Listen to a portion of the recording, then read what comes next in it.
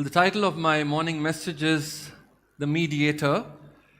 And the passage that I've chosen is, we're going to read two separate different passages. One from Hebrews chapter 7, verses from 23 to 25. And then we will go and read the book of Job, chapter 9, verses from 29 to 35. Okay, so let's read Hebrews chapter 7 first, and then we go to Job 9. So you can probably keep a bookmarker between as we flip through these passages this morning. Hebrews chapter 7, verses from 23 to 25. Now there have been many of those priests, since death prevented them from continuing in office. But because Jesus lives forever, he has a permanent priesthood. Therefore, he is able to save completely those who come to God through him, because he always lives to intercede or mediate for them. I read the last verse again. Therefore, he is able to save completely those who come to God through him, because he lives to mediate for them. And now we can turn to Job chapter 9. Job chapter 9. Ezra, Nehemiah, Esther, Job. Right, yeah. Job chapter 9, we're going to read from verses 29 all the way down to 35.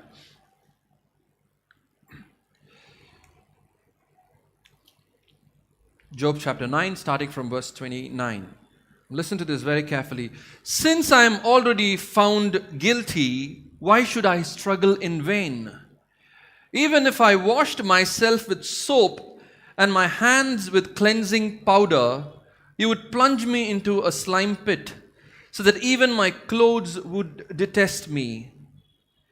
He is not a mere mortal like me, that I might answer him, that we might confront each other in court. If only there were someone to mediate between us, someone to bring us together, someone to remove God's rod from me, so that his terror would frighten me no more. Then I would speak up without fear of him. But as it now stands with me, I cannot. Verse 32 and 33.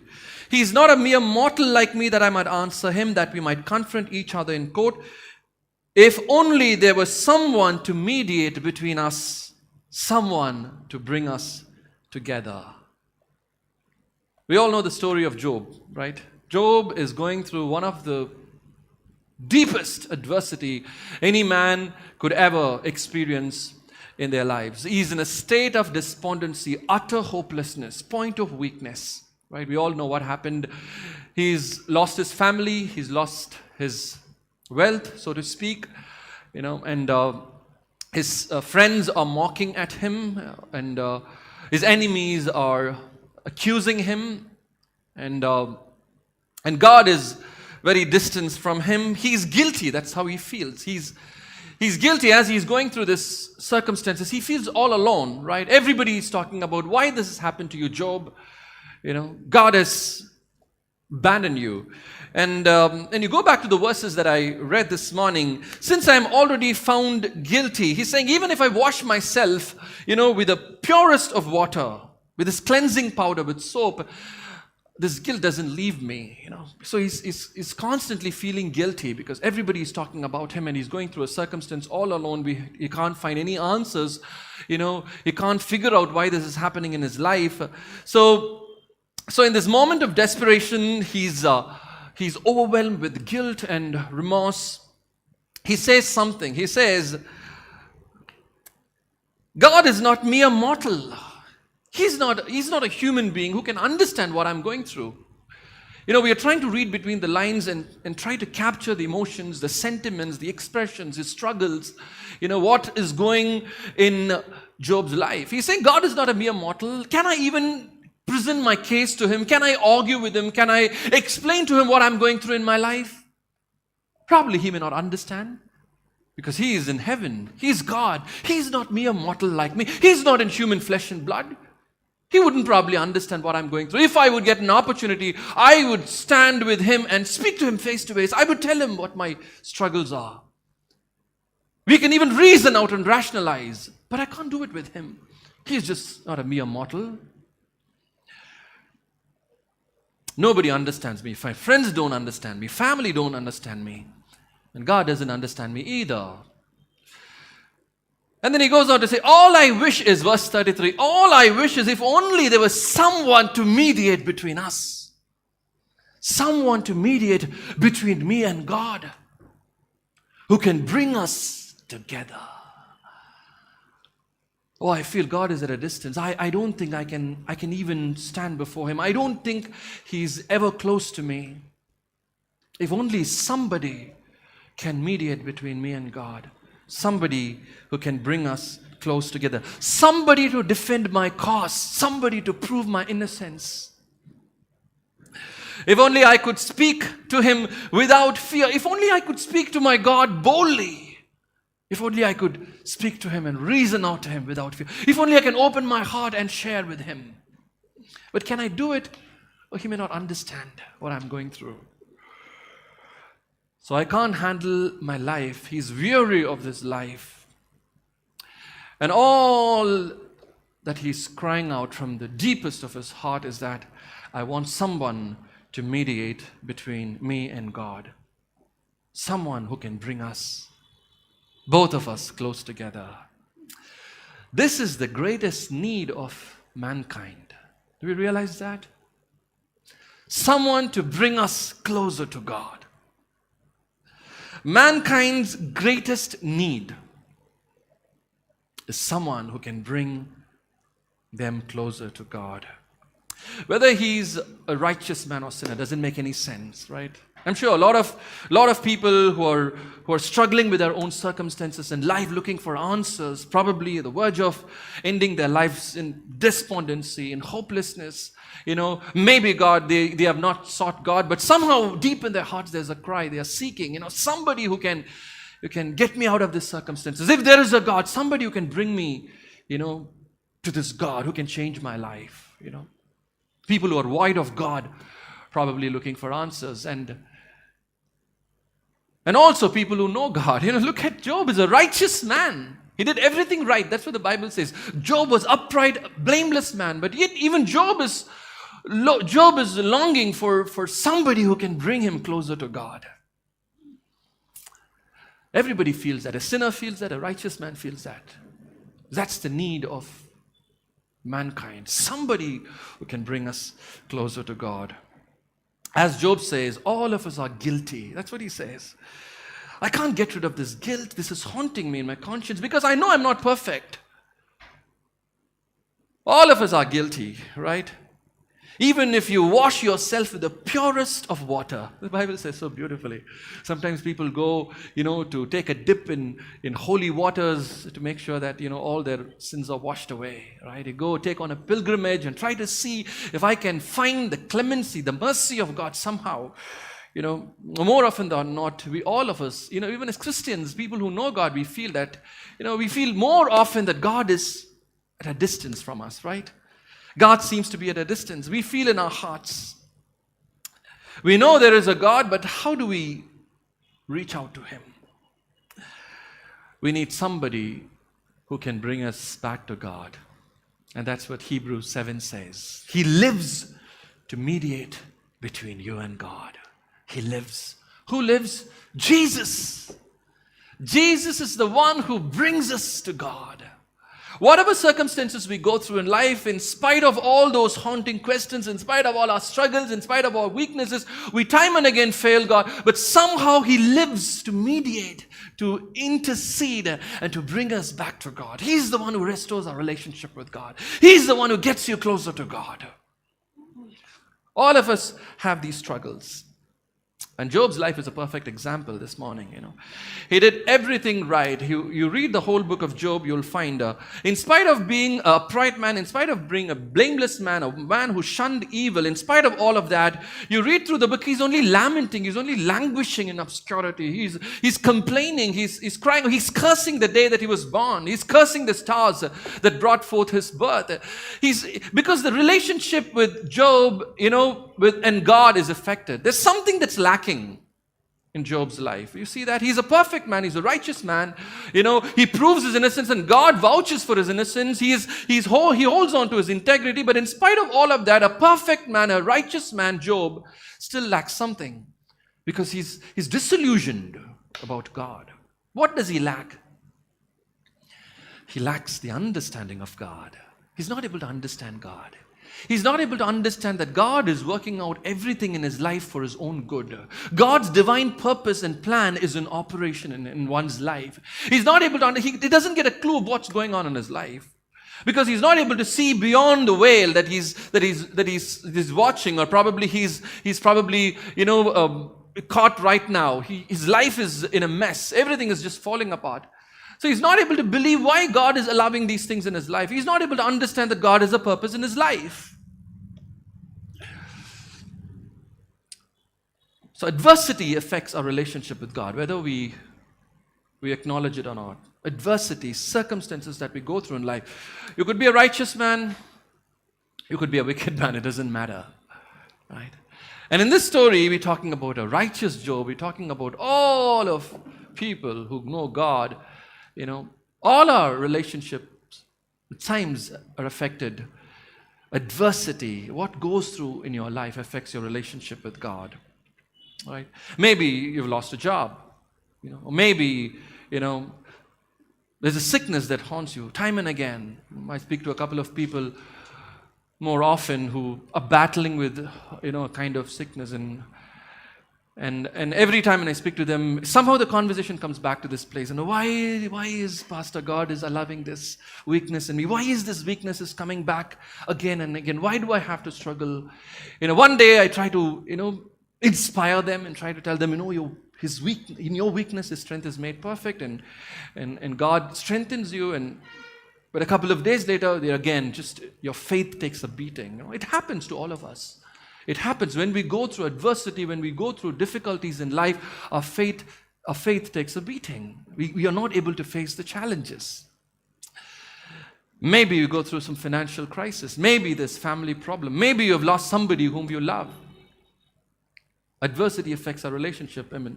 Grace has lost her mother. It's not very easy to grapple with this circumstance. It takes a long time for you to reconcile with the loss. And sometimes, after so much of prayer and asking God, why does things happen in our life? We all have those questions, right? It all affects us many times in our lives. And in fact, we also feel distance from God when things like that happen. And when adversity affects our relationship with God, that's when Jesus steps in. Somehow our faith takes a beating. Somehow we are not able to get closer to God. Somehow something stops us. Sometimes the Christian life feels meaningless. And that's when Jesus steps in to draw all of us closer to God. Someone who's there to mediate between you and God. And that's why you have Jesus. He brings us back to the Father. He brings us closer. He lives to intercede, and he understands our weaknesses. He understands our struggles. That's the beauty of this relationship. That's what the Hebrews is saying, that he lives to intercede. He lives to mediate between you and God. We have somebody who brings us closer to God all the time. So the ultimate purpose of the mediator, this is the crux of my message. The ultimate purpose of the mediator is to bring us closer to God by helping us with our weaknesses. He brings us closer to God. He helps us with our weaknesses, because we all struggle with circumstances now and then. It is hard for us at times to trust God. It's hard for us to have faith at all times. We are weak, and in spite of our weaknesses, he helps us. That's what the Bible says. He helps us in our weaknesses, and He brings us closer to God. And in the process, He makes us more like Him. I want to repeat that again to you. The ultimate purpose of the mediator is to bring us closer to God by helping us with our weaknesses, and in the process, He makes us more like Him.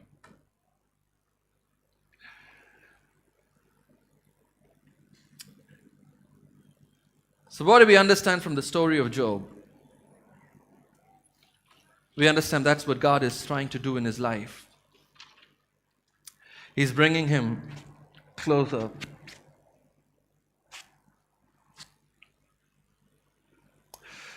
So Job lacked something, which is the knowledge of God, who God is.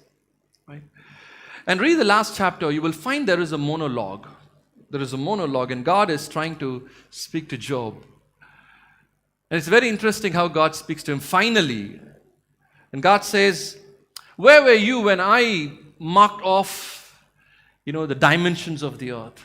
Where were you when I hung the earth in the outer space? Where were you, when I created the sea and fixed a limit and made a boundary for it? Do you see the lightning bolts? It responds to me. Do you understand all of this? He says, no. What God is saying is that I control the laws of heaven. They are absolutely in my perfect control. Everything is under my control. I have the power, and I have a purpose in why I'm doing these things in your life. I have a plan. So what God is trying to tell us most of the times is that He has a plan and a purpose in the things and the events that are going on in our life. Somehow, at times we begin to feel that God is a hard-nosed, intolerant, insensitive taskmaster. He doesn't understand what we are going through. And sometimes people feel that. Right? He lacks the sentiments. He's not able to understand what we are going through. Only Jesus helps us understand that. And only the experience that we have with Jesus, the relationship that we have with Jesus, helps us to understand that God is a loving Father who understands us and who always wants us to be close to Him.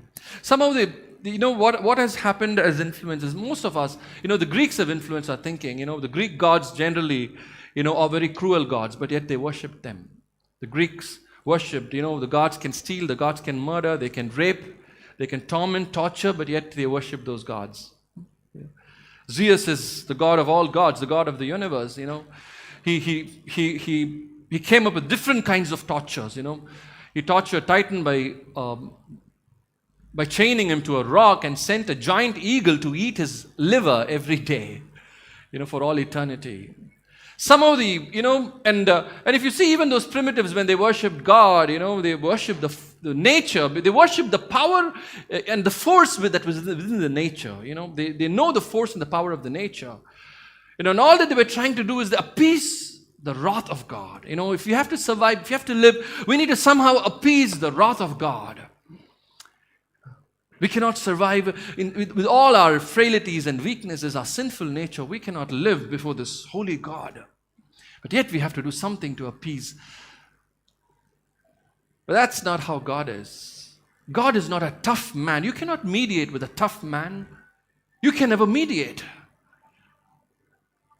He can never negotiate with somebody who is so tough and insolent and intolerant. God is not like that. God loves each and every one of us. For God so loved the world. Sometimes we begin to bring this distorted view of God, that God of the Old Testament is so angry, who's so upset, and all the time He wants to kill people. But God of the New Testament is so loving. And that's not true. That's what the Greeks have done to us.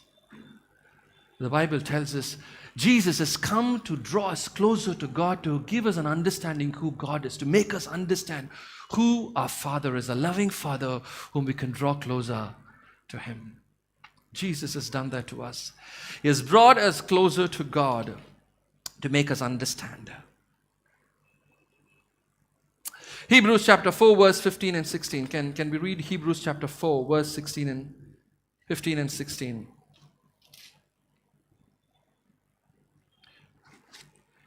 Hebrews 4 verse 15 and 16. Okay, therefore, since we have a great high priest who has ascended into heaven, Jesus, the Son of God, let us hold firmly to the faith we profess. And verse 15 says, for we do not have a high priest who is unable to empathize with our weaknesses, but we have one who has been tempted in every way, just as we are, yet he did not sin. Let us then approach God's throne of grace with confidence, so that we may receive mercy and find grace to help us in times of need. That's the point. We may approach confidently. We can approach God with all confidence in times of need, because He's there to give us grace and help us to walk this life in faith. At times when our faith is failing, at times when it takes a beating, at times we struggle to understand what's going on, we don't have answers. The Bible says, come boldly to the throne of God. And we have a high priest who takes us there. Jesus draws us closer to God time and again. We can boldly approach the throne of grace. We can come to Him in times of our need. He helps us. So we have a high priest. That's what the Bible says. Jesus is a mediator because he's a priest who helps us in our weaknesses. He's somebody who sympathizes with our weakness. One thing we all understand, we are all sinners, right? And all of us need a priest to approach a holy God on behalf of us. That's what most of the religious places teach us. You go to a temple, you always find a priest there, because he's somebody who's standing there to help you approach God on behalf of you, because God is so holy. Somehow that's a thought that runs, like a thread in all religions. Everywhere you go, you find that. You find in mosques, you find a mullah, right? In temples, you find a priest. And every religion has a sanctum sanctorum, a holy place. No layman can just walk away, into that holy place. You can't do that. There's somebody there who's standing there to mediate between you and God, a holy person, right? Even the churches, Christian churches have understood that. Anglican, Orthodox, Catholics, they have a priest, who's a human being who stands to administer worship, because he's somebody who's helping you to connect with God on behalf of you, because God is so holy. Protestant Christians have got it right. They've got the priesthood of the believers. We all believe that every one of us is a priest. Yeah. But what we have all forgotten is that we need a high priest on our behalf. We still need a high priest. In spite of all of that. Because he's qualified to be a high priest, because he has gone through every struggle that you've gone through. He has walked the path before you. And he was tempted like you. He has been tested like you. And he's mortal. He came in the flesh. And therefore, he is qualified to be a high priest who can stand on behalf of you and to help you in your weaknesses. That's what the Bible says. The Bible says, there were so many priests. We read this. So many priests, but death prevented them, because they all died at some point of time. Death prevented them from mediating between God. But there is a high priest who continues in his office. Jesus is at office this morning. Do you know that he's working? He's at office. He lives to intercede for us. He lives to bring you closer to God every day. He understands your weaknesses and makes you understand that God is a loving Father. He wants you. No matter what you're going through in life, He wants you. And Jesus is telling us, He can understand your weaknesses. And He brings us closer to God.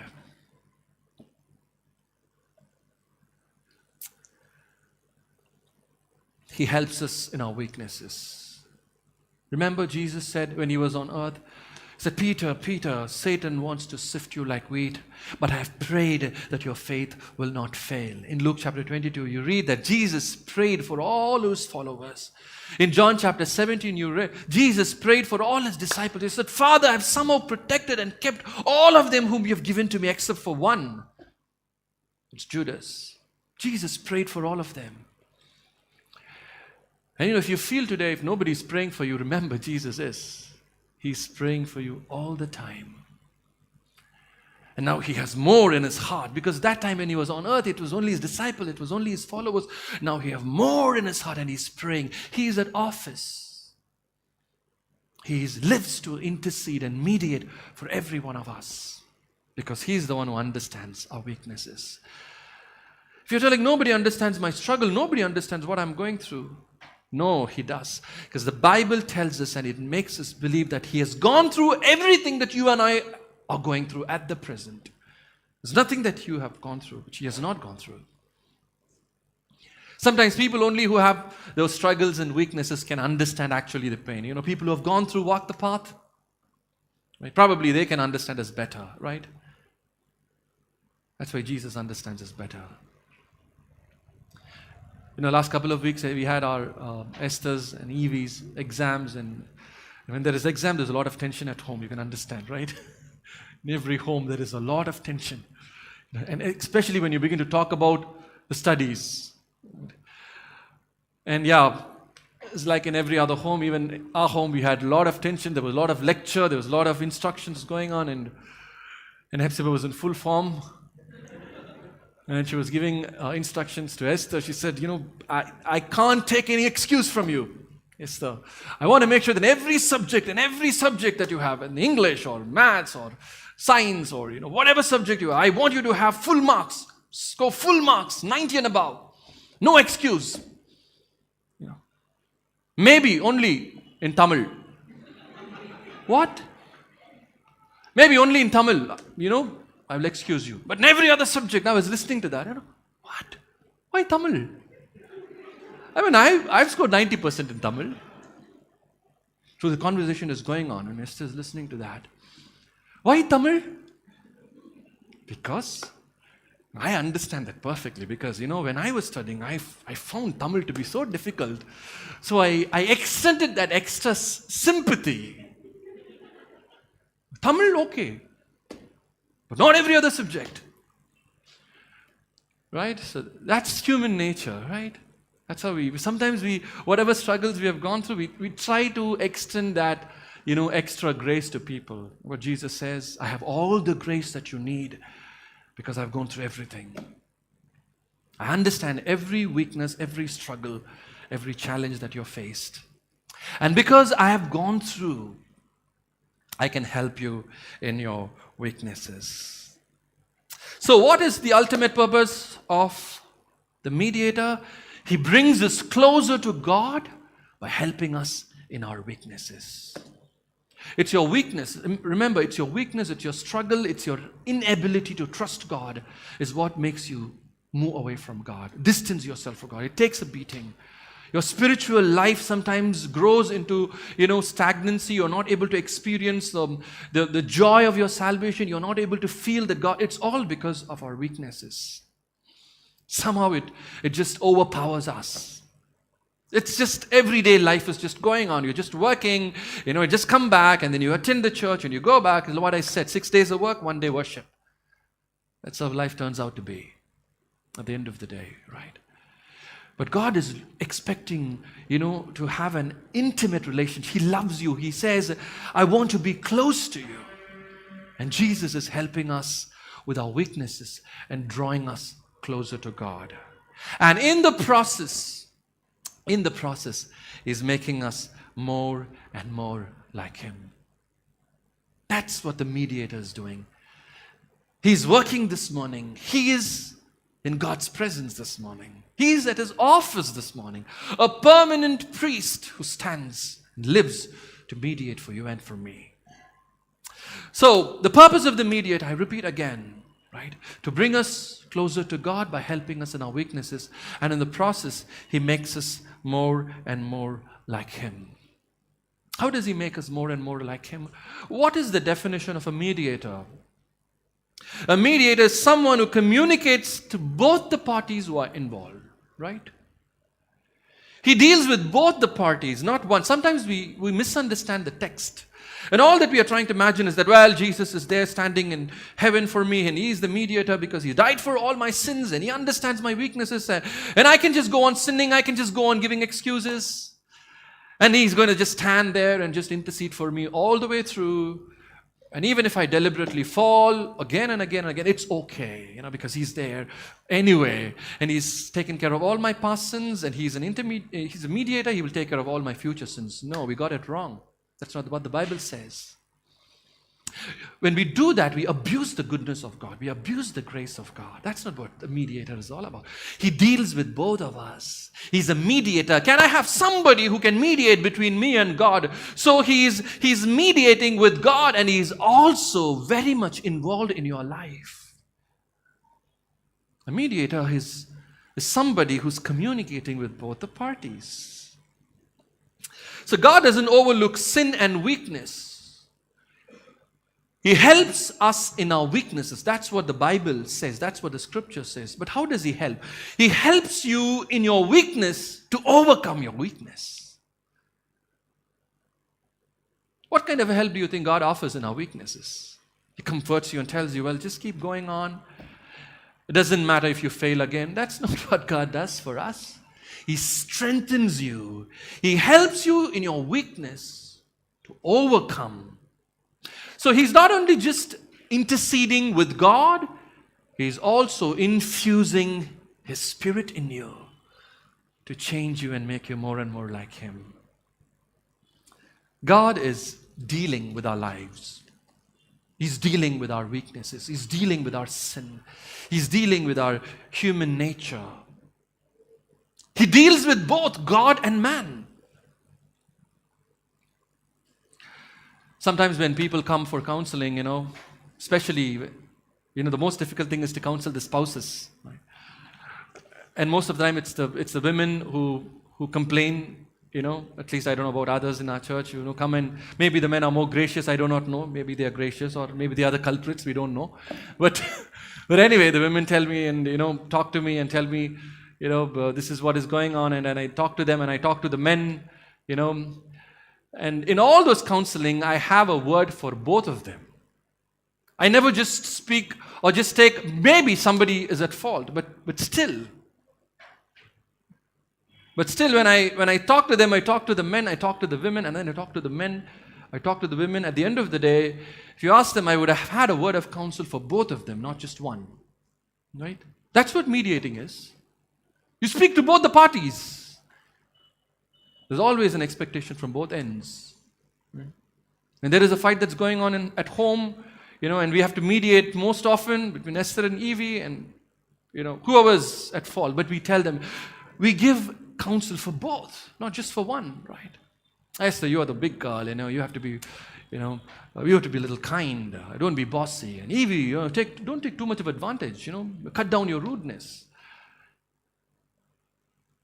You communicate with both. So when Jesus is mediating, it's not just that He's only sympathizing with our weaknesses, which is true in a sense, but He also does something else. He's mediating, He's interceding. At the same time, He's infusing His power in you to make you stronger, to make you overcome your weakness. John the Baptist said, I can only baptize you with water, but the one who comes after me, whose sandals I'm unworthy to even loose, but He will baptize you with Holy Spirit and with fire. Remember, when Jesus was on the earth, He never baptized anyone with Holy Spirit. He opened the eyes of the blind, He healed the sick, He cleansed the lepers, but He never baptized anyone with the Holy Spirit. But when He went to heaven, He said, I will go to the Father. I will be seated on the right hand of the Father, and from there I will send you the promise. And He will fill you with His Spirit and with His power. Jesus is not just a mediator mediating, He is also the baptizer who baptizes you with His Holy Spirit. He's doing that, not when He was on earth. When He went to heaven, He said, I will do that. So what is He doing now? Even this morning, He wants to fill you with His Spirit. He wants to fill you with His power. He wants to give you that power to overcome your weakness. It's not just sympathizing with our weaknesses. He understands your weakness. He knows the struggles that you go through. But He's pushing you a little further. He's saying, I want to empower you to overcome your weakness. That's what Jesus does. He pours out His Spirit to make us holy. And He fills us with His Spirit, and He produces the Christ nature in us, the gifts of the Spirit, the fruits of the Spirit. Love, joy, peace, gentleness, kindness, self-control. That's what Jesus is doing, even today. So He's mediating for us. And in the process, as He helps you with your weaknesses, He's making you stronger and more like Him. He's changing you. He's strengthening you. He's infusing His character and His qualities in you. Let's read one more verse. Hebrews chapter 2. Hebrews chapter 2, verse 10. What does it say? In bringing many sons and daughters to glory, it was fitting that God, for whom and through whom everything exists, should make the pioneer of their salvation perfect through what He suffered. Both the one who makes people holy, and that is God, and those who are made holy are of the same family. He has, in bringing many sons and daughters to glory. And not only the one who makes us holy, which is Jesus, and the one who is made holy, that's you all, are become one family. We are all the same. Remember, that's what is Jesus saying. He is making all of us perfect like Him, to bring many sons, not just one son.